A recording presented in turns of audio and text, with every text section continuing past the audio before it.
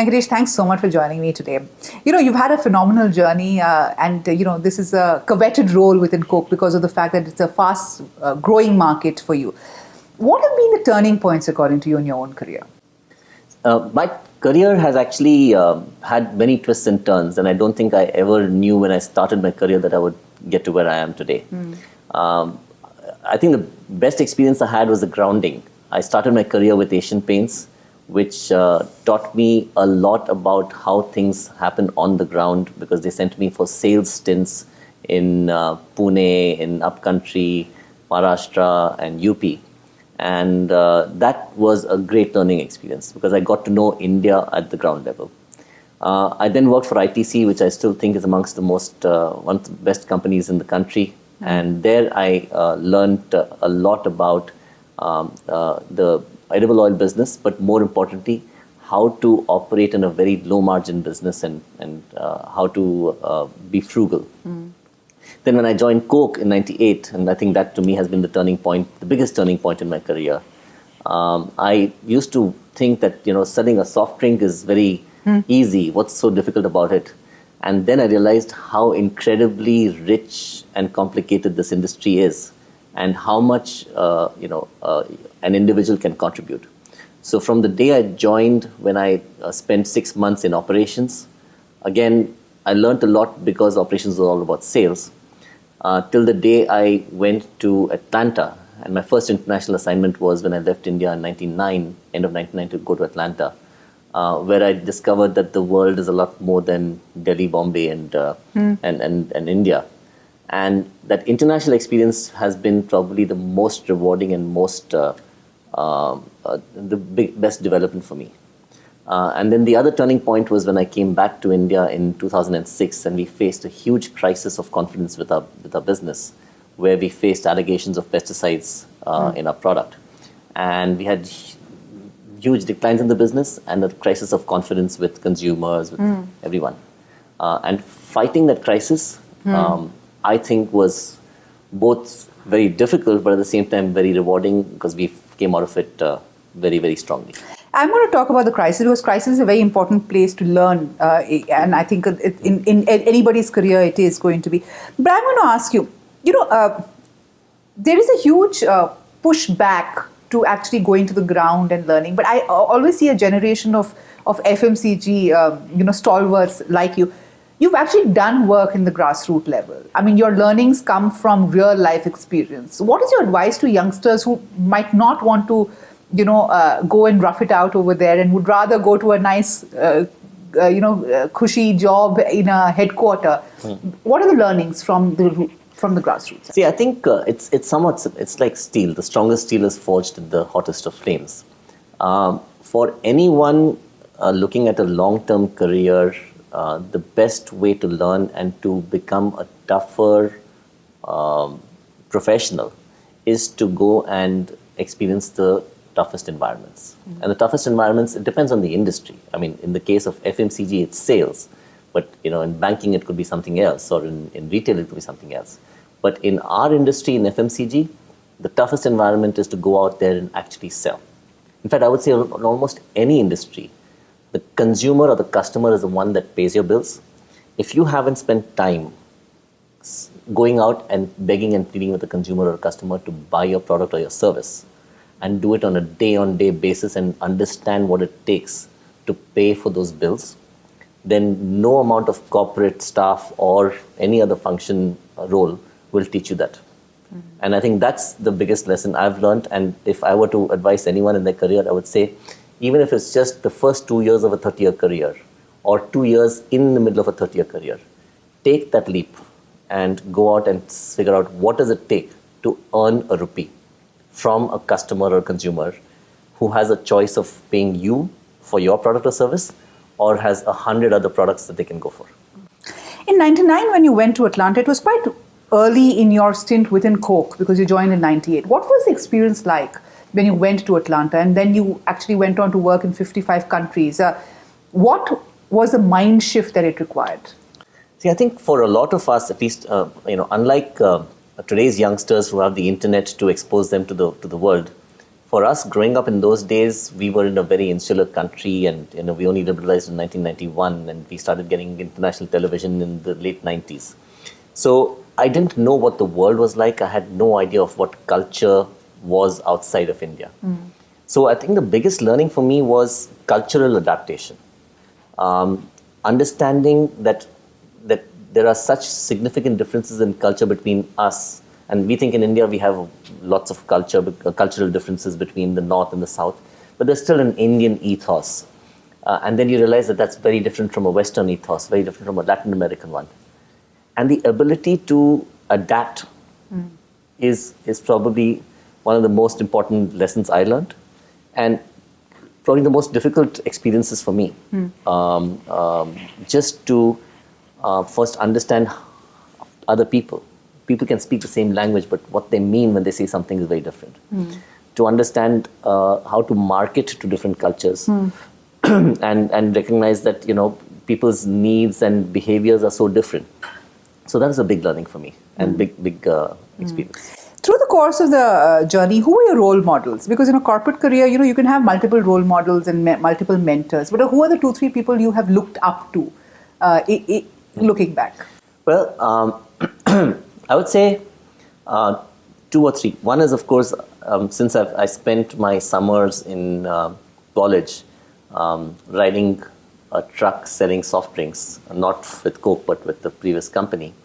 I can tell you that the one I admire the most is the salesman. The salesman, especially in the FMCG business and in the soft drinks business, who goes and calls in the peak of summer in 45, 50 degrees heat, goes and calls on 50 outlets and delivers product in that heat.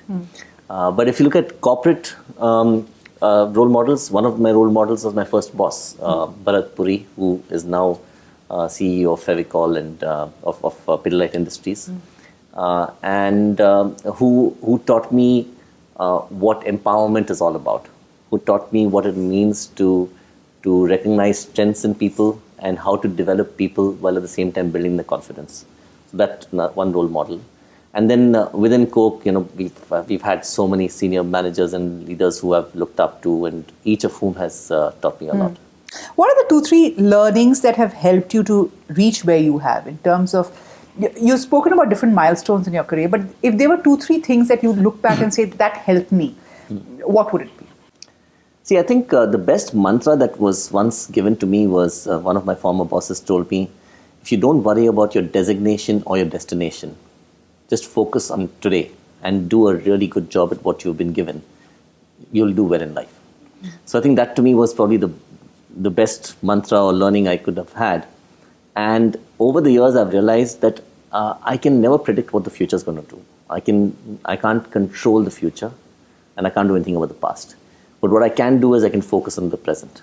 And so every day, just focus on what should I be doing today to do a great job and deliver a great result for the role that I'm performing. And then the rest takes care of itself. So every role or opportunity I've had, it's not as if I have sought it out or I've asked for it.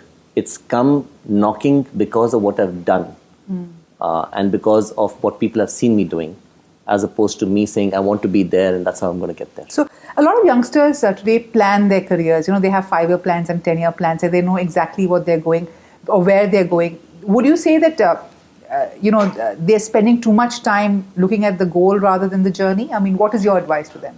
See, my advice, this is only one person's advice and it's what's worked for me, is you cannot plan where you're going to be 5 years from now. What you can plan is what experiences and skills are you going to develop and what track record are you going to leave behind? What kind of a reputation you're going to create. So if you create a great track record, a great reputation, great relationships, build experiences and skill sets that are broad-based and yet have deep functional roots, the world is your oyster. Then tomorrow, whether you become CEO of this company or you become president of another company or you become an entrepreneur or you do something else, all those opportunities will come only if you build your base and your foundation on those 3 or 4 things I said. Yeah. So we'll talk about that later when you talk about the need gap and all of that. But I'm going to ask you, you spoke about the pesticide issue, which was a big crisis for Coca Cola. What were the lessons from there? How did you take us through what really happened in terms of how the sales plummeted and how was your response to it and what have you learned from it? So I think for us, the pesticide issue was actually a deja vu because we had a similar incident in 2003 where an NGO alleged that there were dangerous levels of pesticides in Coke and Sprite and all our products. And at that time, as is typical, there was a lot of media firestorm around it. There was a lot of scrutiny. And at that time, the management at that time did not take the issue seriously. And they essentially kind of, tried to push back on it and pretend that it didn't exist. And we saw a crisis of confidence in our products and we saw a slowdown in the business. Well, when that issue recurred in 2006, at that time, my manager at that time, Atul Singh, and I and the whole leadership team, we said, look, we've got to confront this head on. And so the first thing is when you have a crisis, face the facts and, accept that you're in a crisis. And a lot of times people try to, kind of bury their heads in the sand and say, oh no, there's no crisis, it'll blow over. You have to accept and say, okay, we're in a crisis, how do we deal with it? When the allegations happened in August 2006, and the media broke the story, and the NGO came on television claiming that they had tested our products and they found unacceptable levels of pesticides, we saw our business decline double digits. In fact, in some cases, in some markets, it was 30-40% declines. I mean, so serious that it threatened the very existence of the business. We saw, the government, states trying to ban us in various places, schools and colleges banning our products, and a lot of irate consumers, questioning our credentials. So the first thing that we did was we got an entire kind of crisis management team together, and in any crisis, the first thing is there's one boss, there's one crisis leader, and everybody gets together to help solve the problem. The second thing is we identified who are the people we need to engage with to convince them that our product is safe. What is the sequence in which you're going to convince them? And most important, what tools will you use to convince them? So the first was our employees. Okay, so we immediately got all our employees, all 25,000 people across the country that included our bottlers' employees, our employees, our salesmen, and we communicated to them almost on a daily basis that, look, here are the facts. You're reading this in the newspapers, but the facts are our products are safe. That the reality was that the testing protocol used was flawed, and the reality also was that our products were the safest thing you could have with regard to pesticide residue in the country at that point of time. So we communicated the facts to our employees. We then communicated to the retail and distributors because they're the ones who sell our products, because they're the ones who had consumers coming to them and saying, "Humko ye nahi pina, ye dangerous hai," whatever. So retailers were the second one. The third, we got a celebrity, Amir Khan, to come on television, drink the product and say it's safe. That helped a lot. We also made sure that every single forum that we were in, myself included, we publicly drank our product and showed confidence that it's okay to drink this product.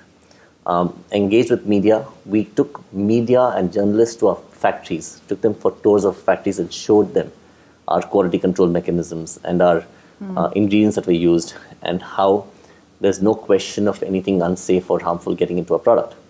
And satisfy them, seeing is believing. And then with the government, we went in and said, look, we welcome standards on pesticides. Till then, there were no government standards on pesticide residues in foods. So we said, look, go ahead and establish standards. We will support them. We even helped, because we have global expertise, we helped with the testing protocols which the government could use to identify residues of pesticides. And over a period of a couple of years, we were able to get even the policies changed so that nobody could once again raise fingers or point fingers at our products on the safety front. We said it's safe. So that was one learning. We were able to recover from that, and after that we got 35 consecutive quarters of growth. And you know, so far, touch wood, we've never had a recurrence of that. But now, lesson learned from that is always assume that there's a crisis around the corner, and always be ready to deal with the next crisis. Sure. And we all know from what's happening right now with Maggie. Yeah, absolutely, and it's an interesting play because there's a lot of parallels over there which I was thinking about. But I'm going to ask you, Coke makes the whole branding piece look very easy because it's been around for so much. It's the world's most famous brand, so to say.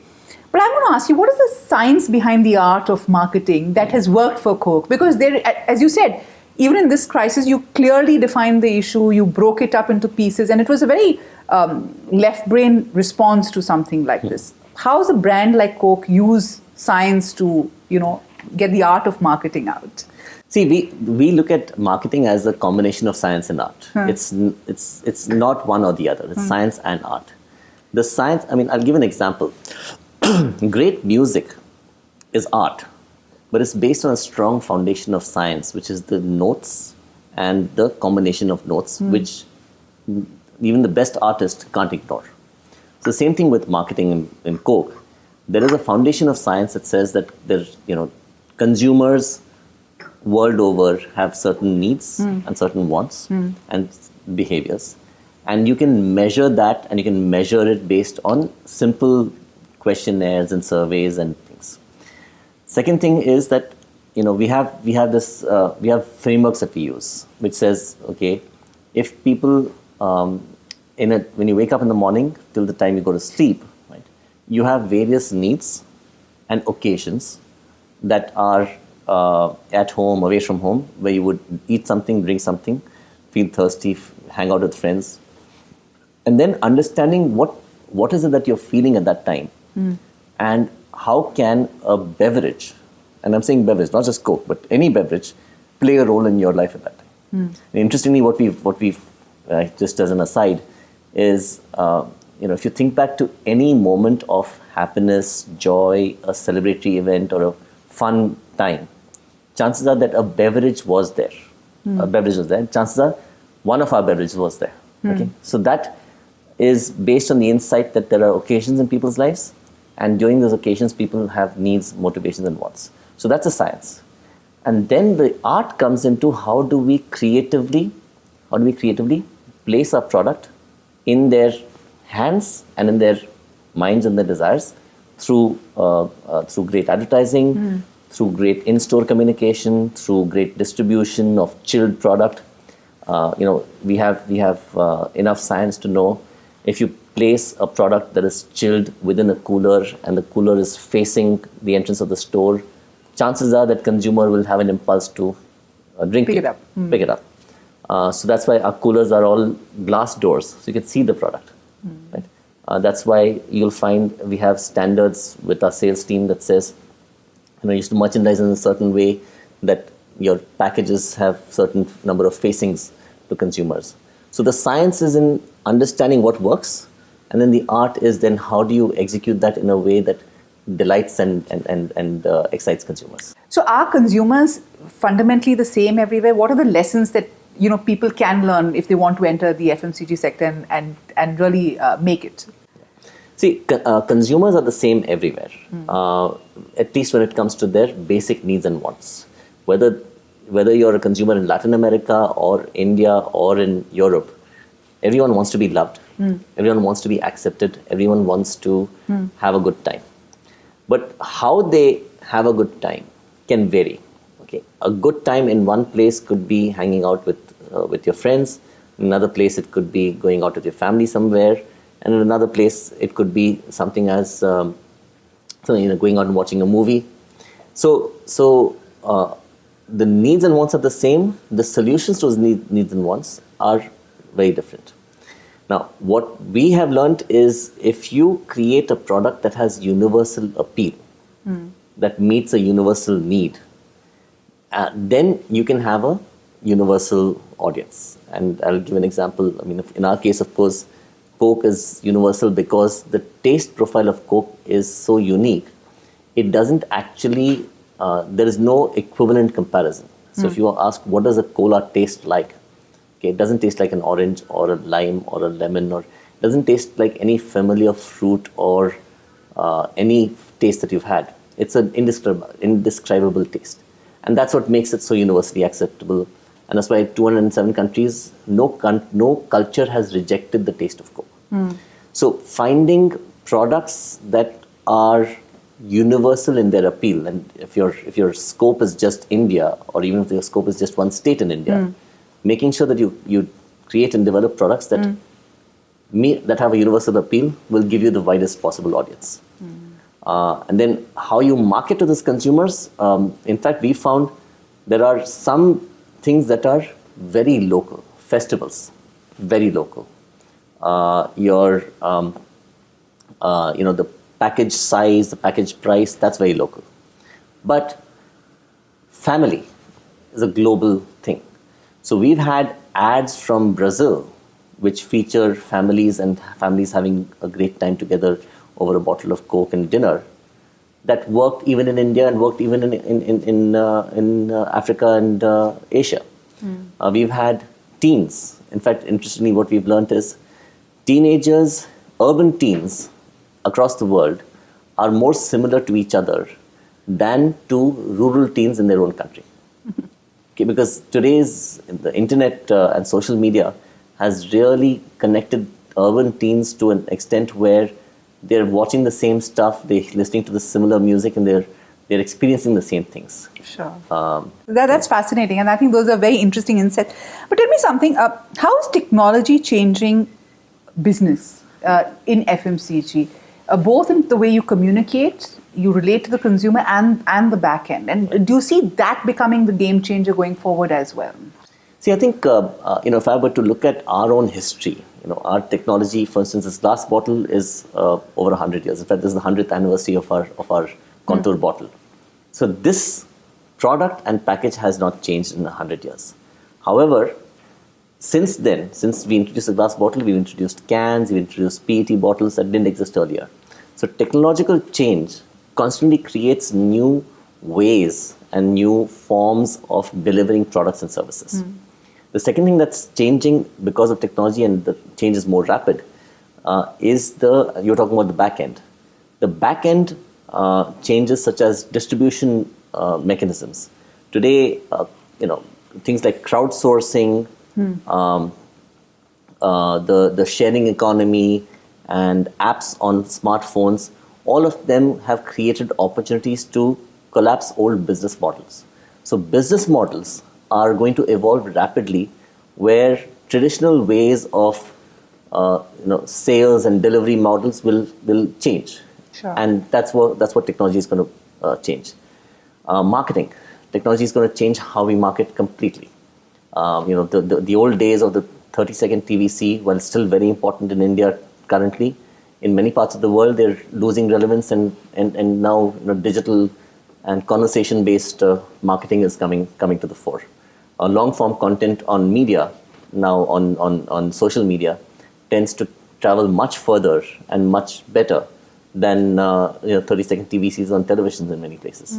So technology is changing the house, but the what, which is you still have to brush your teeth with toothpaste, you still have to drink a soft drink, those will probably sustain for longer. When you talk about, you passed out of IIMA, you went through the ranks before you went to Atlanta, etc. When you look at youngsters coming in, Venkatesh, how equipped are they to deal with the new challenges of FMCG or the new avenues or vistas? And B, what is the skill gap that you see? Yeah, I think youngsters today are probably much brighter intellectually and academically than in our era. I mean, I keep joking when I go to IIM Ahmedabad for either recruitment or to give occasional lectures. I look at them and I say, I would not be able to get admission to those institutes today. Really? Yeah, because the standards have been rising year on year. The competition is getting fiercer and fiercer. And, and as a result, it becomes harder and harder to get into some of these elite institutes. So the youngsters coming out some from our best schools and colleges, even Delhi University, they're very bright, they're very hardworking, and they're very academically and intellectually aware and What I feel that the two areas of gaps, you talked about a skill gap. Well, beyond a skill gap, there's also, there are three gaps I'd actually say. One is they're very narrow and have not built a broad-based personality or set of interests. Ultimately we're all human beings and we all relate to people as people. And those people skills, the EQ, the social skills, the ability to have wide interests is an important component of social development of a person. And a socially well-adjusted human being is more likely to be successful. So I often find people tend to ignore that side of the development in their quest for academic excellence. So that's one. And when I go to social, I also talk about, even things like playing sports and having hobbies and having interests and, and excelling outside of that one field of academics. The second skill gap I find is we don't emphasize enough teamwork and collaboration. Because we are such a highly competitive academic environment and ranks matter so much, and individual, test-taking ability is what matters most. We don't spend enough time training our youngsters on how to collaborate through projects and how to collaborate. So that's the second gap I see, and we need to make sure, and we often have to get people to become more collaborative when they get into the business world. And the third skill gap, this third gap, it's not a skill gap, is I think a gap in terms of expectations. There tends to be, I guess maybe a sense of urgency to get to the top and get ahead as quickly as possible, which, yes, you see the occasional success story of a 30-year-old becoming CEO of a company. But the reality is that the vast majority of people have to go through the paces of learning, of getting critical experiences. And yes, career advancement can be faster in today's world, but expectations tend to be pretty high. And over a period of time, I find that youngsters have to learn about life through the school of hard knocks. Well, that's well put. Tell me, how important is continuous learning? As you take one assignment after the other, how much of the reskilling also has to be done by the individual himself? Because the jobs can be challenging, you can have stretch targets, etc. But how much should one invest in oneself? And what has your own experience been? See, I think learning has to be self-driven, because no amount of classroom teaching or no amount of mentoring or coaching or on the job can teach somebody if they're not willing to learn. So being able to learn, or the learning habit, is probably the most important kind of life skills you need to have and can have. After that, what you learn, 70% of what you learn is on the job, because you only learn by doing. I mean, today you can not be a great musician, carpenter, artist, or professional executive without actually having done that. So on the job, 70%. And by having the right kinds of jobs with the right experiences, you learn. And that's why I keep saying, focus on the experiences and skill sets, the career advancement will come. The second is 20% is through projects and stretch assignments and coaching and mentoring experiences, which you have to seek out. And most organizations give those opportunities. And only 10% is classroom learning. Only 10% is classroom, online, courses, whatever else. Only 10%. So in a 365 days of the year, at most, you'd spend 20 to 25 days in doing all the stuff that we typically consider as learning. Sure. Rest of the time, you're learning on the job. But I'm going to ask you, a lot has changed in the FMCG industry and, in industry as such.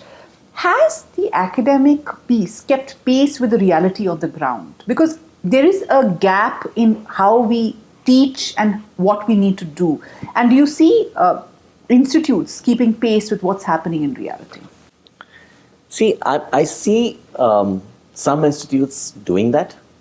And the ones that do that, they produce students who are better equipped for the world. But I also think that not enough is being done. I mean, and it's a two-way street. To be honest, corporates like us and corporates, leaders like us don't spend enough time going back to do guest lectures and teach at institutes to help bring real life experience. At the same time, many institutes are so caught up with doing their curriculum, which often is based on years old expertise and experience. They don't update the curriculum fast enough and often enough. So it's a two-way street.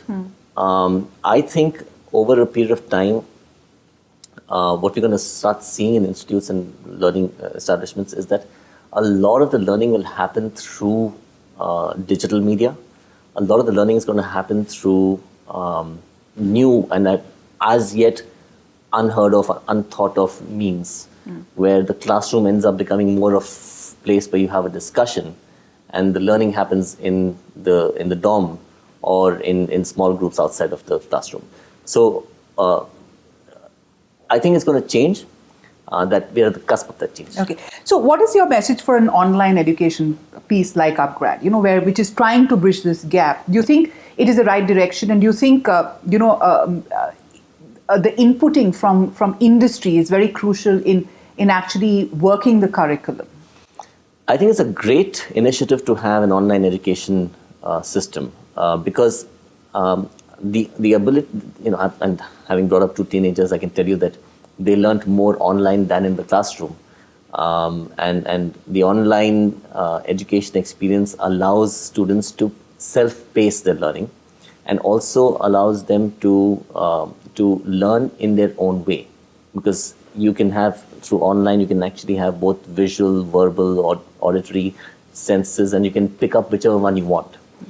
Now, that combined with good classroom mentoring by a good professor, combined with good collaborative learning experiences with like-minded students, is a perfect golden triangle, as I would say.